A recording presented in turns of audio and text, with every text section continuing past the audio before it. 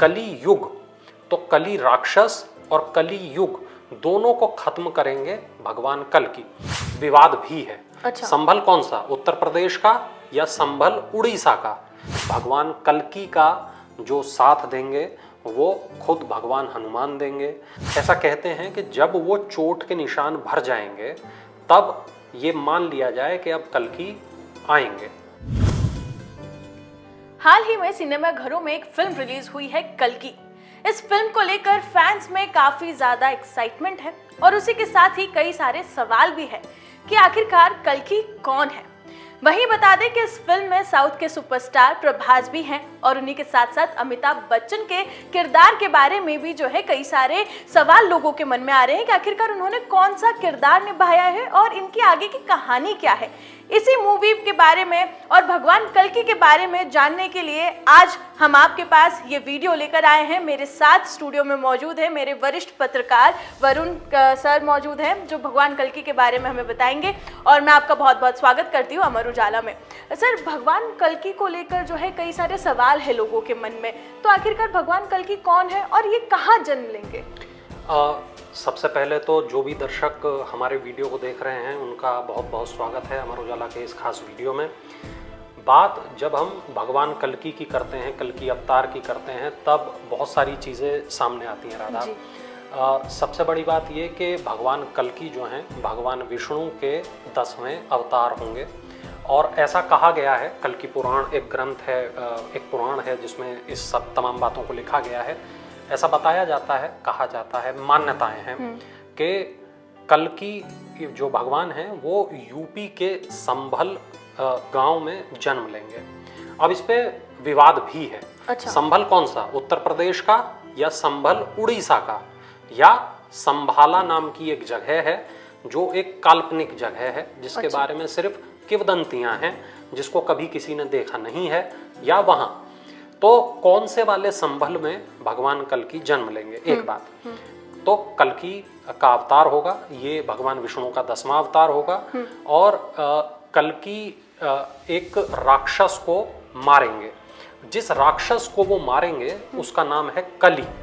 अच्छा। अब ये यहाँ पर ऐसा कहें कि एक प्रतीक भी है और इसमें एक जो हिंदू धर्म के हिसाब से हम कहते हैं कली युग, तो कली राक्षस और कली युग दोनों को खत्म करेंगे भगवान कल्कि।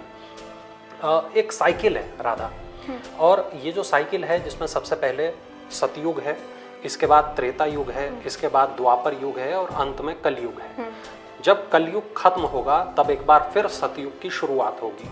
तो जो कली युग है उसको खत्म करेंगे भगवान कल्कि, कली को मार के, कली को खत्म करके। तो इसमें बिंब है कि वो कौन से कली को मारेंगे, कौन से कली को खत्म करेंगे। वो कली युग को खत्म करने की बात हो रही है या वो कली राक्षस को खत्म करने की बात हो रही है, ये अलग डिबेट है जी। कि वो प्रतीक है या वो वाकई राक्षस है। तो दोनों अलग अलग बातें हैं। ऐसा कहा जाता है कि वो एक सफ़ेद रंग के घोड़े पर सवार होंगे, उनके हाथ में एक तलवार होगी, उन्होंने पीले रंग के वस्त्र धारण किए होंगे, उनका जो रूप रंग है वो वही रूप रंग होगा जो भगवान राम का और भगवान कृष्ण का रहा है, और वो आएंगे और कली को खत्म करेंगे। और इस पूरी जो युद्ध होगा, जो ये पूरी लड़ाई होगी, इसमें भगवान कल्कि का जो साथ देंगे वो खुद भगवान हनुमान देंगे। वो उसमें शुक्राचार्य उनके साथ होंगे, कृपाचार्य उनके साथ होंगे, राजा बलि उनके साथ होंगे, अश्वत्थामा उनके साथ होंगे। और जिस अवतार को, जिस कैरेक्टर की हम बात कर रहे हैं, अश्वत्थामा की हम बात कर रहे हैं, मूवी में ये कैरेक्टर प्ले किया है अमिताभ बच्चन ने। ओके। आप मूवी के ट्रेलर में देखें, अमिताभ बच्चन के माथे पे एक मणि दिखाई देती है, तो अश्वत्थामा की पहचान इस मणि से बहुत ज़्यादा रही है, एसोसिएट रही है। एक कहानी है जिस कहानी में ये बताया गया कि जब दुर्योधन मर रहा था उस वक्त दुर्योधन ने अश्वत्थामा, चूंकि उनका दोस्त था दुर्योधन का, तो दुर्योधन ने अश्वत्थामा को कहा कि अब तुम मेरे पास कुछ नहीं बचा, बस तुम मेरे पास बचे हो, जाओ और पांडवों को जान से मार दो। तो अश्वत्थामा पांडवों को तो उन्होंने मारा नहीं, उन्होंने जो अर्जुन के 5 बच्चे थे उनको जान से मार दिया। और उनके सिर लेके वो दुर्योधन के पास पहुँचे। और दुर्योधन ने जब ये देखा कि इन्होंने तो पूरे वंश का सर्वनाश कर दिया, जो पांडव वंश है उसको भी इन्होंने ख़त्म कर दिया, तो वो बहुत दुख से भर गए। वो बहुत ज़्यादा उन्हें तकलीफ़ हुई इस बात से, और उन्होंने कहा कि तुमने ये क्या कर दिया, तुम्हें ऐसा नहीं करना चाहिए था। और भगवान कृष्ण ने अश्वत्थामा को एक श्राप दे दिया, और इसमें हुआ ये कि उनको अपनी मणि त्यागनी पड़ी। अश्वत्थामा के पास वरदान था, वो अजर थे और अमर थे, यानी वो कभी बूढ़े नहीं हो सकते थे और कभी मर नहीं सकते थे। लेकिन जब उन्होंने वो मणि दे दी तो वहाँ से ऐसा कहते हैं कि मवाद निकलने लगा, बहुत उनको तकलीफ़ हुई, बहुत उनका सारा जो तेज़ था, उनके अंदर एक देवताओं की तरह एक तेज़ था, वो सारा तेज़ उनका ख़त्म हो गया, चला गया। और ऐसा माना जाता है, ऐसी किंवदंतियाँ हैं, ऐसा कहा जाता है, उसके बाद वो पूरी दुनिया घूमने को, भटकने को मजबूर हो गए, और उनको ये श्राप था कि तुम मरोगे भी नहीं, इस स्थिति में भी तुम मरोगे नहीं, तुम संसार के अंत तक जीवित रहोगे। तो अश्वत्थामा संसार के अंत तक जीवित हैं, और वो यहाँ प्रतीक्षा कर रहे हैं अपने श्राप के खत्म होने की और भगवान विष्णु के अवतार की, यानी भगवान कल्कि की वो प्रतीक्षा कर रहे हैं। और जब वो इस युद्ध में उनका साथ देंगे, जब इस युद्ध में वो कली राक्षस को या कली युग को हराने में वो साथ देंगे, तब जाके उनको वो मुक्ति मिल पाएगी, जो उनको जो श्राप है द्वापर से जो मिला हुआ, वो कलयुग के आखिर में, बिल्कुल आखिर में जाके तब खत्म होगा उनका वो। और इसी तरीके से ऐसा हनुमान जी के बारे में कहा जाता है कि हनुमान जी खुद रुद्र का अंश उनके अंदर है। ऐसा कहा जाता है कि जिस युद्ध में भगवान हनुमान स्वयं खड़े हों, वहाँ किसी और को खड़े होने की आवश्यकता ही नहीं है। वो इतने ज़्यादा पावरफुल हैं, वो इतने ज़्यादा ताकतवर हैं। अब ऐसे में आप ये देखिए कि जो कल्कि हैं उनको ज़रूरत पड़ेगी न केवल हनुमान जी की, बल्कि अन्य जो चिरंजीवी हैं उनकी भी ज़रूरत पड़ेगी। तो ये जो कली युग या कली राक्षस जो भी ये है, वो कितना ज़्यादा पावरफुल होगा, कितना ज़्यादा शक्तिशाली, कितना ज़्यादा ताकतवर होगा कि कितने महारथी, कितने लोग और साक्षात ईश्वर उनको हराने के लिए इस लड़ाई को लड़ेंगे। और तब जाके जो एक चक्र पूरा बदलेगा, और ये जो 4 युगों का अंत है वो होगा, और एक बार फिर से सतयुग की शुरुआत होगी जी। राधा, इसमें ये भी कहा जाता है कि जो सतयुग है उस वक्त केवल सच्चाई थी, अच्छी बातें थी, लोगों के अंदर दया धर्म था, सब कुछ बहुत अच्छा था उनकी ज़िंदगी में। इसके बाद जब त्रेता युग आता है तो इंसान के अंदर जो 25% धर्म है उसका नाश हो चुका होता है, और 75% उसके अंदर धर्म बचा होता है। जब द्वापर आता है तब केवल 50% उसके अंदर धर्म या अच्छी बातें बचती हैं, और 50% खत्म हो जाती हैं। लेकिन जब कलयुग आता है तब 100% उसके अंदर खराब बातें, आदतें आ जाती हैं, बुरी आदतें, और जो अच्छाई है उसके भीतर की खत्म हो जाती है। यही ज़रूरत होती है हमें एक रीस्टार्ट करने की। और ये जो रीस्टार्ट है वो इंसान को ये सिखाता है कि जब एक घड़ा पूरी तरह भर जाता है तो उसका पानी बाहर छलक जाता है, वहाँ हमें ज़रूरत होती है एक रीस्टार्ट की। और ये जो रीस्टार्ट है ये इस तरह शुरू होगा कि एक युग का अंत होगा और एक दूसरा युग शुरू होगा। इस तरह ये परिवर्तन होगा, और इस परिवर्तन को जो देव लेकर आएंगे, जो अवतार लेकर आएंगे, उनका नाम कल्कि है जी। इस बीच 2 बातें सामने आई। एक, पहला चिरंजीवी का आपने नाम लिया, तो उस पर मैं आगे आपसे बात करना चाहूँगी कि 7 चिरंजीवी का भी यहाँ पर जिक्र है, तो वो आखिरकार क्या है। लेकिन उसके पहले मैं जानना चाहूँगी आपसे कि भगवान कल्कि का क्या उद्देश्य है। मैं चाहूँगी कि आप वो दर्शकों को बताएं। बिल्कुल, देखिए, जैसा मैंने कहा कि उनका उद्देश्य बहुत साफ है। वो कली को ख़त्म करेंगे और कली युग को रीस्टार्ट करेंगे। जब वो आएंगे तो ऐसा कहा जाता है कि उनका जन्म नहीं होगा, वो सीधा प्रकट होंगे, है ना। वो उनकी जो बाल लीलाएं हैं नहीं होंगी, वो सीधा युवा अवस्था का उनका रूप प्रकट होगा। और जब वो प्रकट होंगे तो उनके पास एक सफ़ेद रंग का घोड़ा होगा। उस घोड़े के बारे में ऐसी बातें हैं कि वो घोड़ा भगवान शिव उनको देंगे। भगवान शिव का वो घोड़ा होगा, और उस घोड़े की खासियत ये है कि वो घोड़ा उड़ भी पाएगा। वो न केवल धरती पे चलेगा, वो उड़ भी सकेगा।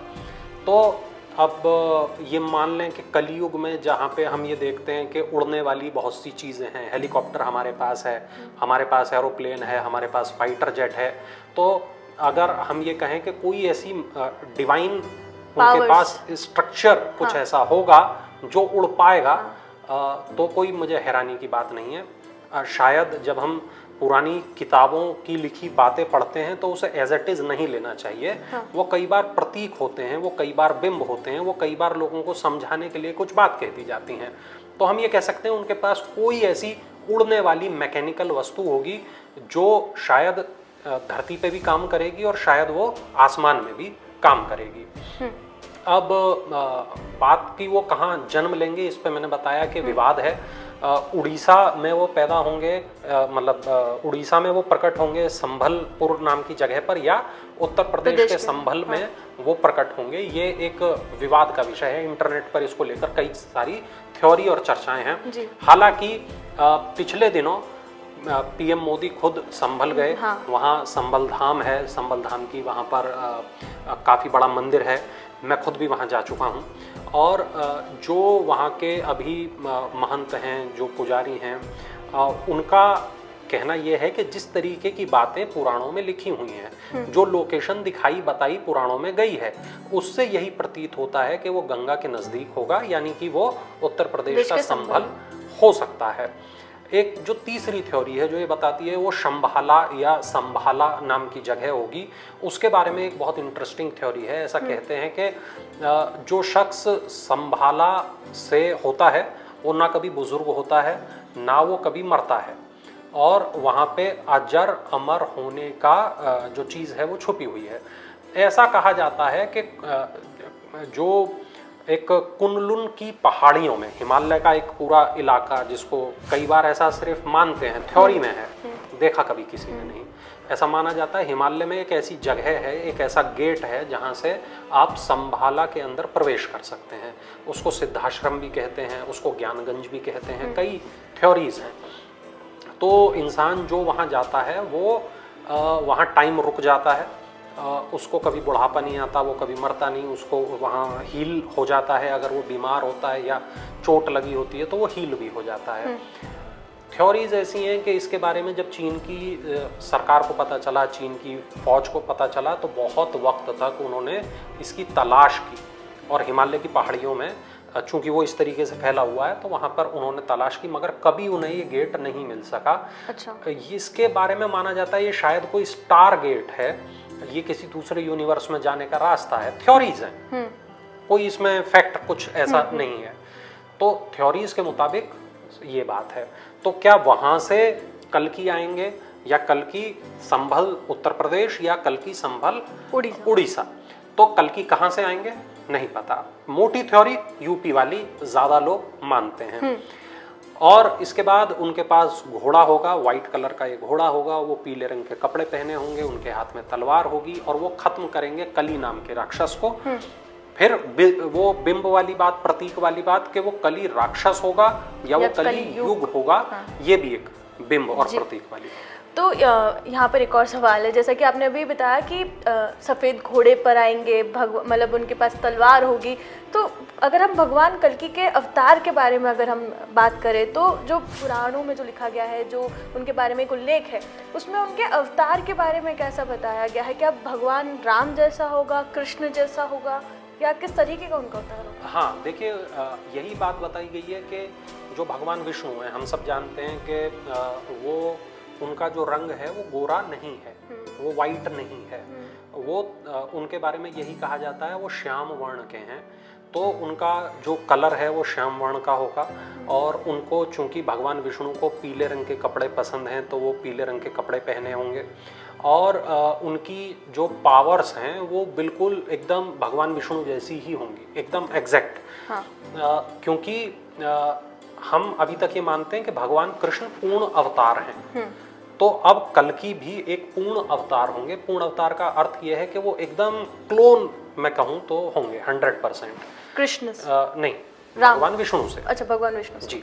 और जब हम कंपेयर करते हैं भगवान राम, भगवान कृष्ण या भगवान कल्कि को, तो हमें लगता है कि ये कंपैरिजन करना व्यर्थ है, क्योंकि हर जो अवतार है उसकी अपनी कुछ खासियतें हैं, हर अवतार जो है उसकी अपनी कुछ विशेषताएं हैं, और वही चीज है जो जन्म जन्मांतर तक वो लगातार हिंदू धर्म के लोगों के बीच में रह जाती है।